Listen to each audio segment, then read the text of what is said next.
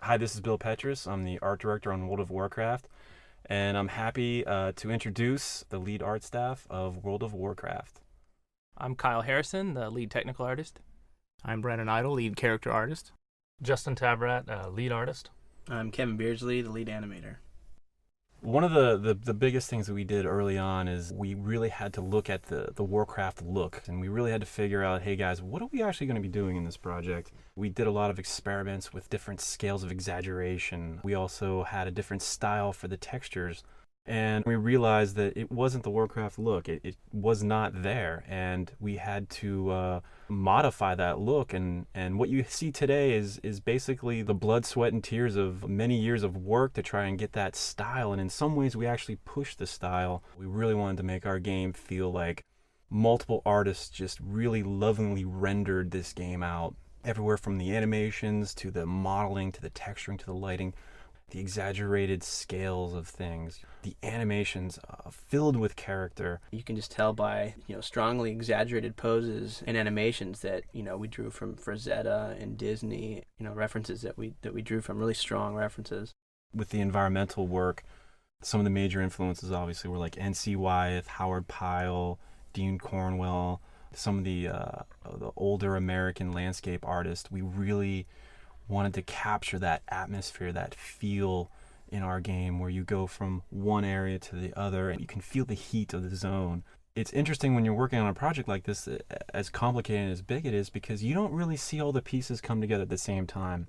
This particular artist does his job over here, and it takes a while for it to get into the game and to be played.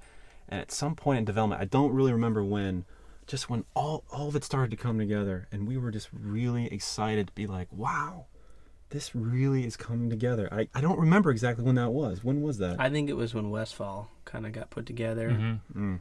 Yeah. The lighting came together, the textures came together, the player character, one of our first creatures, the Knoll, basically just nailed that Warcraft look and feel, both with texture, model, and animation. I mean, I think that's when it came together. Westfall was definitely the start of really capturing the look of what the game was going to be. One thing that I think really sets WoW apart from other games out there is that we really refuse to go down the assembly line process. Every time we approached a new zone or a new area that the player would explore, we wanted them to be completely rewarded in every way whatsoever. So from the lighting to the sky, all the way down to just the little brush and brambles on the ground or the ambient creatures that would be running around that area, we made sure that it was fresh every time. And we came through and meticulously created new art, new even techniques each time we got to a new area. I think the team was never really happy with just what we were working with. We always were pushing the envelope. We always wanted to just maximize the technology that we had. We made sure that our textures worked twice as hard. It was really refreshing to have different perspectives from all over the art department. Whether texture artists came in and commented on the animation, or a designer walked in and said, "Oh, I think this would look cooler if it was bigger." It was really an open back and forth communication, which I think, in the long run, it's a very iterative process. It might take a little longer than, say, a different method of doing it. But I think in the end, it works out for the best, and everyone kind of gets their 2 cents in on some stage of the game there. I was always impressed at just how open each team was in respecting another group or another little development group or an area of development that would come in and say, hey, we noticed that, this maybe was not reaching its full potential, or we felt like maybe we could try this and it would be a little cooler. And people were always very open to at least hear that and sort of get that line of communication going back and forth. So that really helped to build us, I think, more in a very strong direction. We continually are replacing and upgrading and doing things to the world that we want to change. And so we're going to continue to do that for the next, I don't know how many years. A lot of times our philosophy seems to start at sort of minimalist. We say, well, we want to keep the art reined in. We don't want to really eat up any unneeded CPU time trying to render this. So what we do is we kind of create the art at the lowest level we can and try to make it look good at that level. And then we find as a year or two goes by and hardware gets faster on computers, we can then come through and sort of finesse it a little bit, add a few of the things that we maybe skimped over to begin with, and we just make it that much better by kind of refining it. The iterative process, just going back and making everything polished. And you'll just notice that even before it gets into the game, sometimes there's a dozen drawings for one creature before it gets put in the game. And hopefully we'll be able to show you some of just the rejected ideas and just how much goes into the final one that makes it into the game. early on, the concepts that we were having, we were showing the artists that were modeling in texture, and we're like, the Warcraft style is super thick and exaggerated, just huge bulging biceps, everything pushed at the maximum. And that's just kind of the way that we approached it. And originally we had some artists that were like, you want me to make that hand 5 times bigger? Are you sure? We're like, yes. And they were like, I don't know. And we're like, just do it. And then once they started doing, they were realizing like, wow, this is the style. This is what we're looking for. The animation is very exaggerated in this game, but at the same time, it still has weight and still has a level of realism to it. So, it's still believable.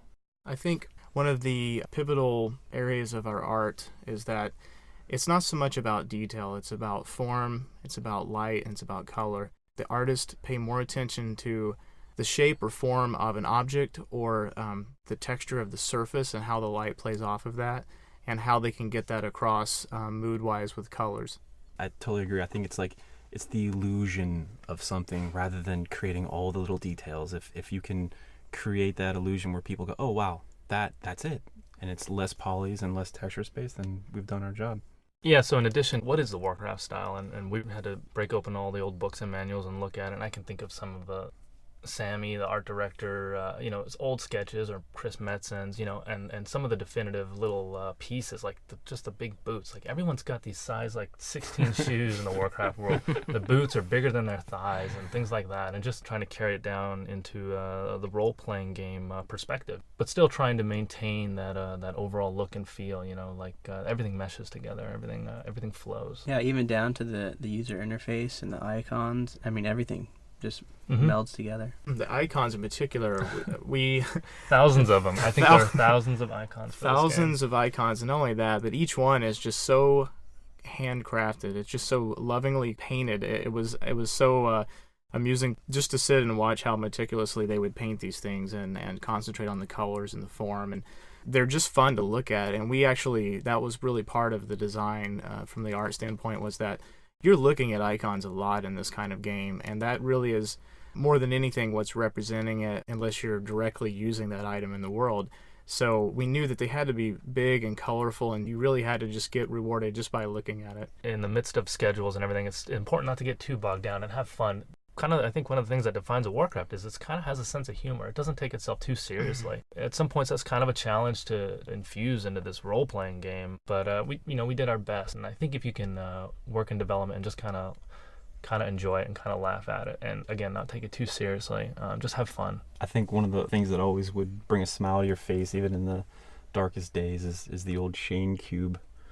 Whenever there's a model missing a texture or some error, we have a producer, Shane, who accidentally got his face stuck on a piece of art that represents anything that doesn't display properly in the game. So he's all over the place, actually. His face shows up in newspapers, articles, and cartoons and everything.